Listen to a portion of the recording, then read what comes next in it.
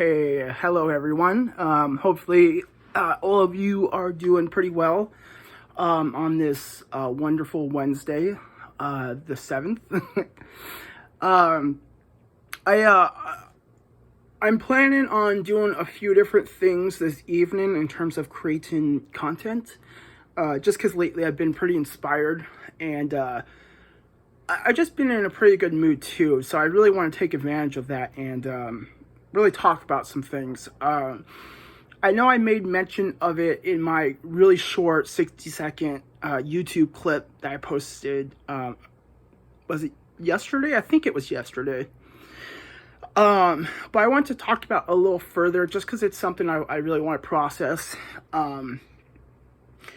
So for those that have watched it, unfortunately, over the weekend, one of the newer housemates was kicked out of the house. It's really sad to see that happen, especially because I've been in that position myself when I ended up relapsing with alcohol February of this year, 2022. Because, it's unfortunate when someone's doing pretty well at the house and then they have like one slip up and then they're gone. When that house has been helping them so much. But at the same time, especially with the Oxford houses, that's the rule. I mean, it maintains the safety and the sanctity of the house. So I totally understand. And that's what I like about living in this sober living house, is it's not quite as rigid as the Oxford house, how they usually are, at least the one I lived at. Because, I mean, they all vary from house to house, but in terms of rules and how it's set up, it's about the same.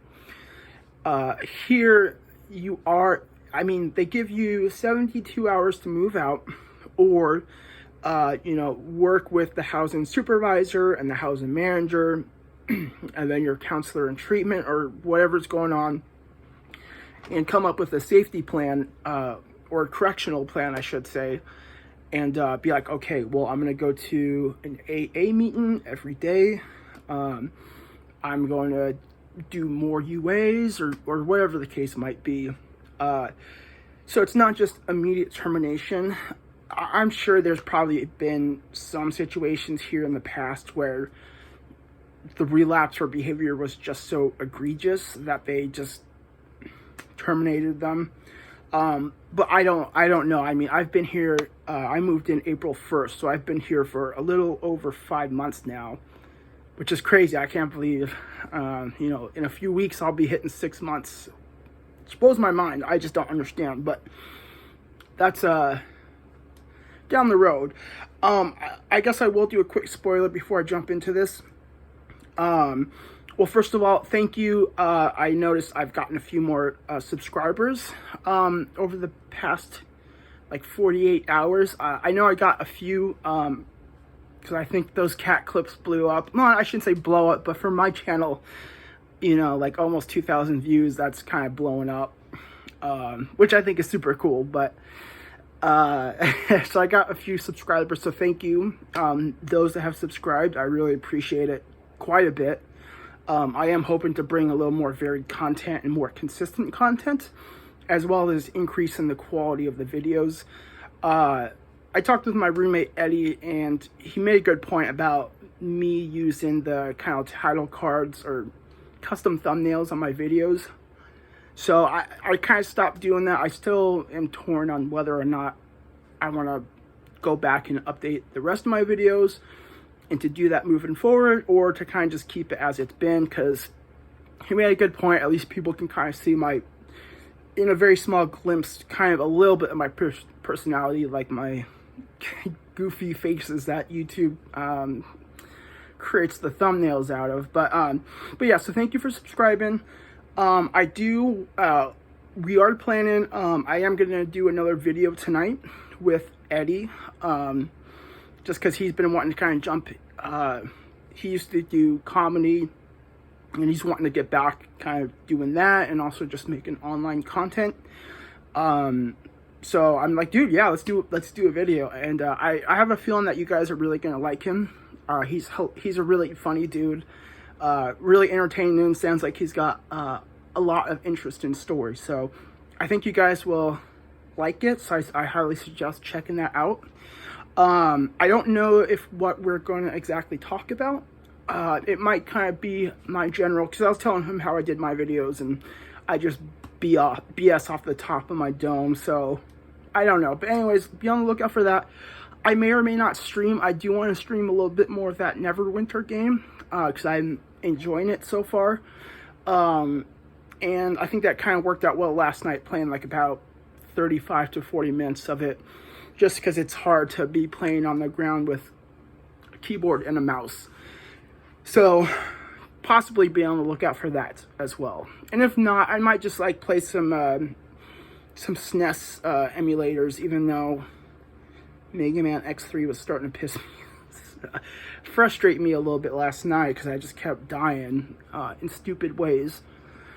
So I might play a little more of that, or I might change it up. But okay, so that's kind of the housekeeping stuff out of the way. So thank you again for the subscribers and viewership.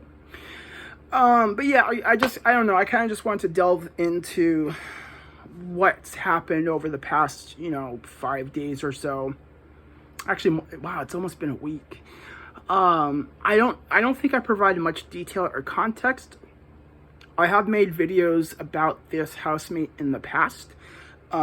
Over the weekend was his kind of third slip up. Can't say for sure whether, he did have another lapse/relapse, because he did refuse to UA. But usually that tends to be the case when someone has, and there shouldn't be any reason why he wouldn't be able to provide a UA and have it be clean. Anyways, but I've made 2 videos in the past kind of talking about him. And so yeah, this was his kind of third slip up. The very first one, he did come home to the house drunk. And he seemed to be pretty inebriated. I mean, it was obvious that he was pretty intoxicated. For the second time, so there wasn't, I don't think they really did too much, because he was attending treatment at the time. So they kind of just chalked it up to, okay, whatever, just keep doing treatment, maybe extend it. I don't know. I don't know exactly what happened, but it didn't seem, well, it definitely wasn't as comprehensive as with the second relapse. I think he didn't provide a UA or couldn't pee. And believe me, I know. I mean, I could have a full bladder, but then if you tell me to pee in a cup, it's just like, probably because I failed so many UAs over the past year, but it's just hard. Even though I know I'm clean, it's still hard to pee in that cup. But he did self-report, though. He did admit to using methamphetamine. And of course, that was, I don't know the exact timelines, but it really wasn't that long after his first relapse with alcohol. And I mean, all of those substances can be quite destructive and disruptive to one's life and others around them. But, I think you could argue that methamphetamine it's pretty serious at the very least. So they did have him go to detox. I think he was there for like a total of 4 days. It was at the place I last worked at as a registered nurse. It was a detox and psychiatric facility. So he went there, and then when he came out, he had some conditions. I think he had to get a sponsor. He had a certain curfew. Had to be back home by 7 p.m. every night, which is totally understandable. I mean, that's still pretty lenient. I mean, the fact that he was able to stay after, two relapses, however you want to phrase it, I think that's pretty generous. So, but yeah, sponsor, curfew, and then I think, probably increased frequency in UAs, the drug tests.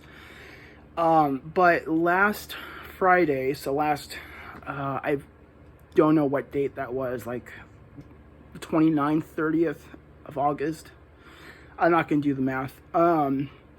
he did not come home until 10:30 p.m. So several hours after his curfew, and his communication with kind of the whole house was very spotty and really ambiguous, which doesn't necessarily mean that one, relapsed or was up to anything shady, but just really weird circumstances, and the fact that he kind of set himself up for failure by pushing the limits. And I hate to say, I mean, he kind of was a limit pusher with a lot of different things, which I think kind of is what led to his experiences here in the house. I'm not saying anything bad about him, but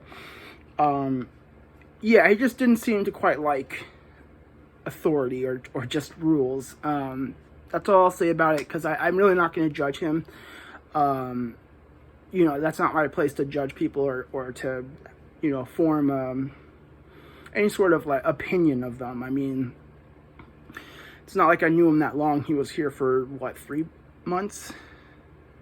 Yeah, I think about like 3 months.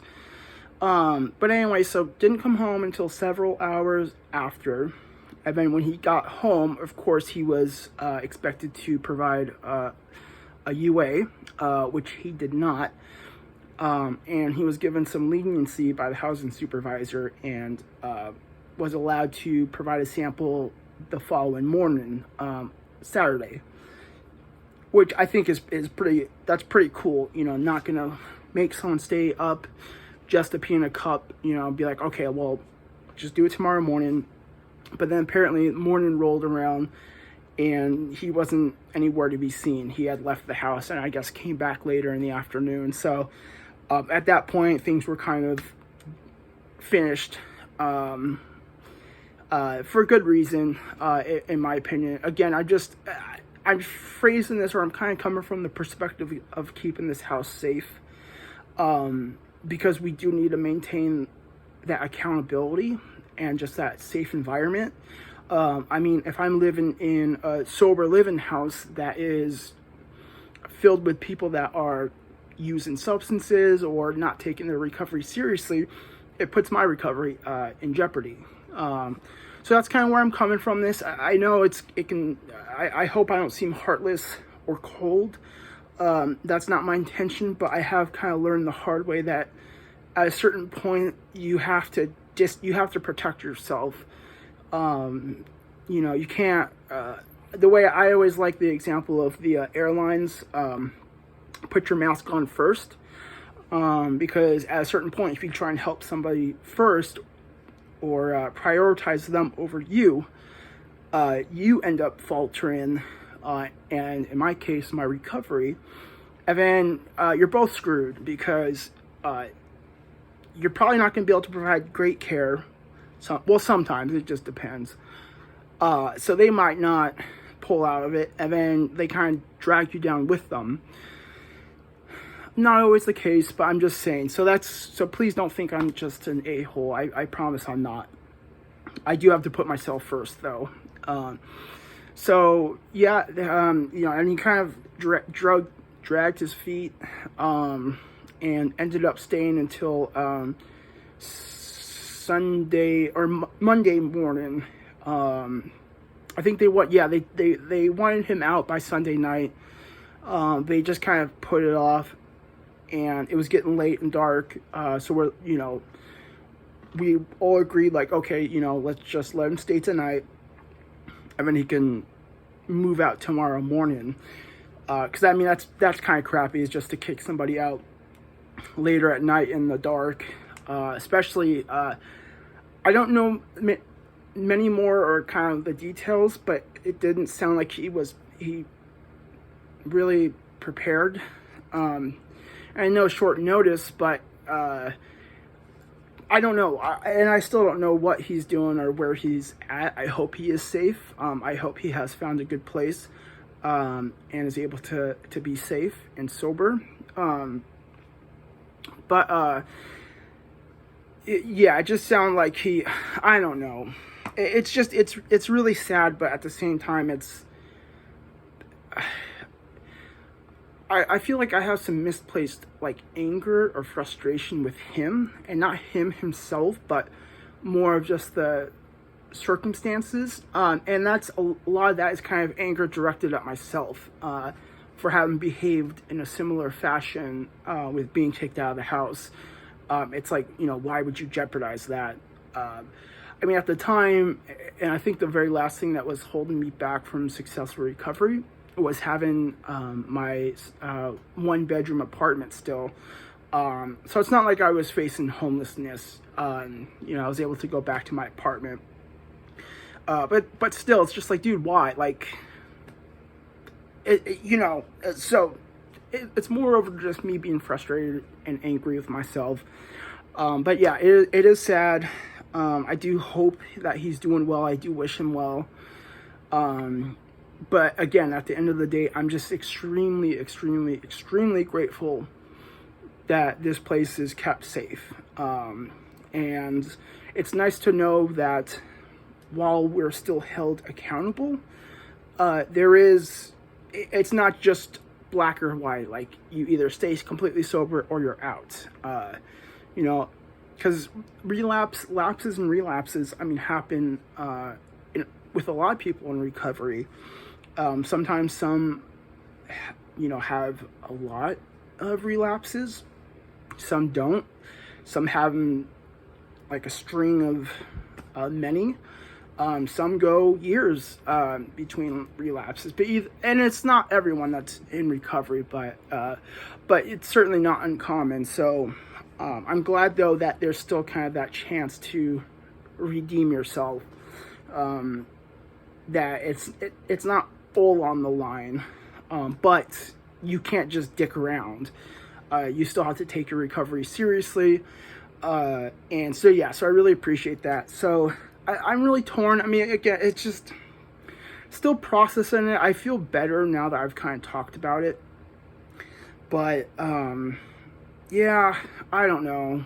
I'm going to kind of leave it at that. I might make another video about it later. Not later today, but in the near future. I'm not sure. But that's kind of all I have to say about that right now.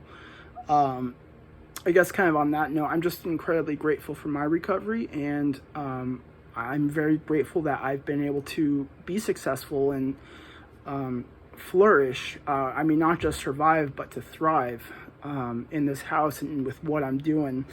You know, the sober living, definitely a big part of that, but I'm very grateful for the Recovery Cafe too. I'm extremely grateful for that place. I feel that has been pretty instrumental in my success, especially volunteering and just being part of that community. So I'm going to end here. Like I said, Eddie and I still planning on making a video a little bit later tonight, and I may or may not stream. But either way, at least another piece of content. So, I guess one last thing. I'm always open to constructive criticism, and I've said this in previous videos, but if you guys have like any questions or any criticism that, you know, I mean, if you want to be a dick, like, that's fine too, but I would prefer that you didn't. But, you know, I'm always open to like ways to improve, or again, with questions, because it does give me something more specific to talk about, and especially something that is at least a little more relevant to those that are viewing, or at least someone that asked that question. Because I wouldn't say that, you know, I've been through it all, but I've certainly had a handful of interesting experiences, a lot of ups and downs. So that's also why I'm glad I'm doing so well. So yeah, I mean, I always appreciate comments, especially questions. Thank you to the subscribers. That's always appreciated. I'm glad that I'm at 40 subscribers already. That's awesome. And yeah, I hope you guys are having and continue to have a great evening, and I'll see you guys next time.